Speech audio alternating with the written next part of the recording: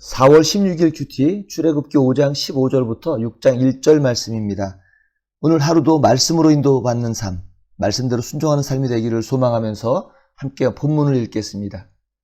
이스라엘 자손의 기록원들이 가서 바로에게 호소하여 이르되 왕은 어찌하여 당신의 종들에게 이같이 하시나이까?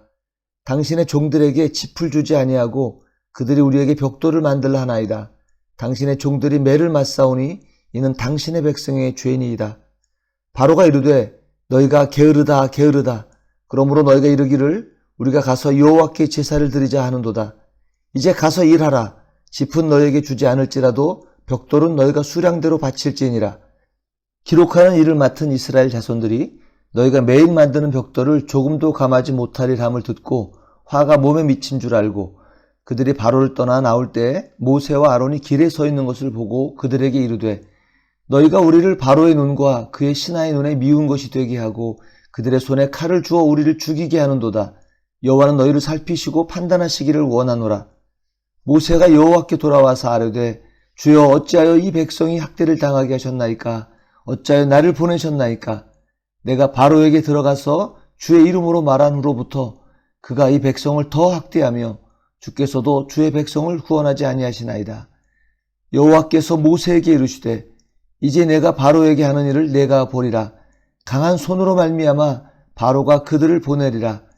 강한 손으로 말미암아 바로가 그들을 그 땅에서 쫓아내리라.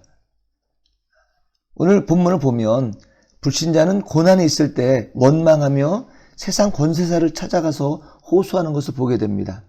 성경을 통해서나 또 우리 신앙 선배들의 삶을 통해서 보면 우리 대적 사탄은 우리를 흔들기 위해서 외부적인 환난과 핍박을 사용하고 또 이것이 내부적인 불평과 불만이 되도록 하는 방법을 사용하는 것을 보게 됩니다. 그때 어떻게 반응하느냐가 우리의 신앙의 실력입니다.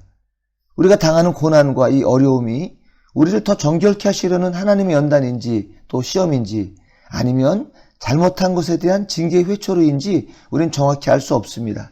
또 움직이지 않고 가만히 있으려는 그 인간들을 움직여서 나가게 하시려는 그 독수리의 너풀거림인지 알 수 없습니다. 그러니까 그때 우리의 반응이 중요한 것입니다. 4장 30절에서 모세와 아론이 행하는 기적을 보고 백성들이 믿었다라고 성경은 말씀합니다. 2장 23절에서 자신들이 고된 노동 가운데에서 탄식하며 부르짖은 것에 대한 응답으로 생각했을 것입니다. 하나님이 이제 우리를 도우시는구나, 구하시는구나. 그런데 그 고된 노동이 해결되고 쉼을 얻은 것이 아니라 오히려 노동의 강도가 더 심해졌습니다. 그러자 15절에 보니까 이스라엘 자손의 기록원들이 바로에게 가서 호소합니다. 이 호소하다라는 것이 이전에 2장 23절에 있었던 부르짖다, 하나님께 부르짖었던 그 말과 같은 단어입니다.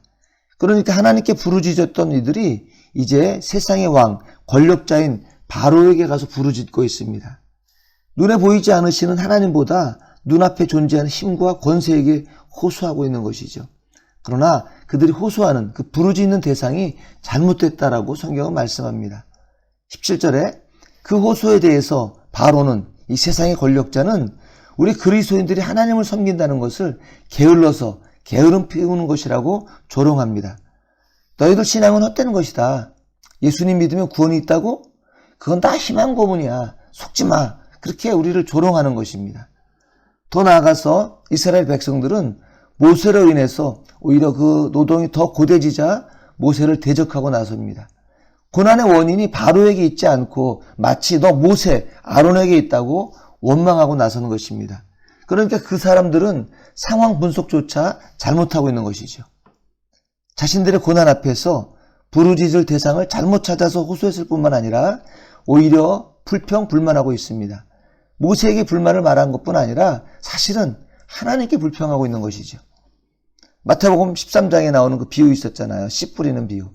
세상의 유혹이나 핍박과 또 재리의 염려에 그만 열매 맺지 못하는 그런 돌밭이나 가시덤불밭에 떨어진 씨앗처럼 되어버렸습니다.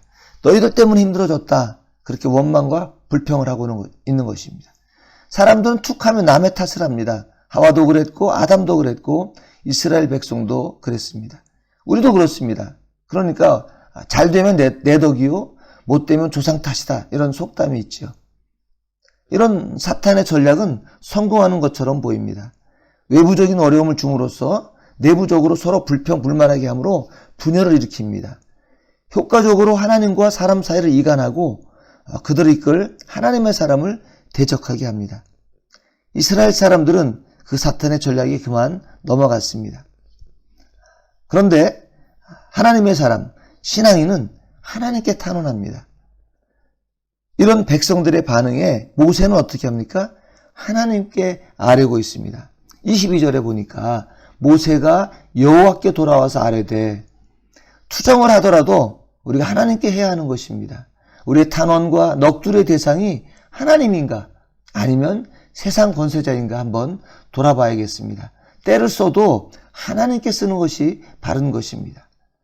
그래서 모세는 하나님께 탄원합니다. 22절, 하나님 어찌하여 이 백성이 학대를 당하게 하셨습니까? 우리 신앙의 선배들 다윗이 그랬고 엘리야가 그랬습니다.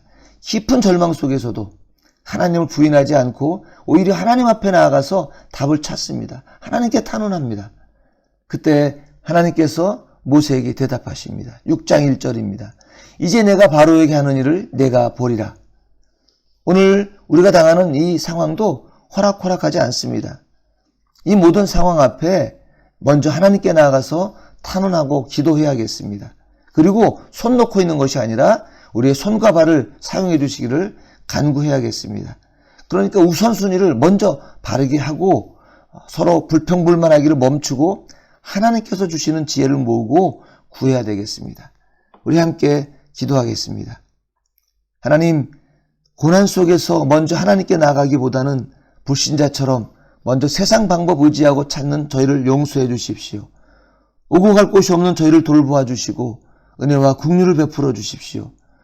오직 하나님만이 저희의 구원자시오 방패시오니 반석이시니 저희에게 피할 곳이 되어 주십시오. 주께서 세상 바로에게 행하시는 일을 저희가 직접 보게 하여 주십시오.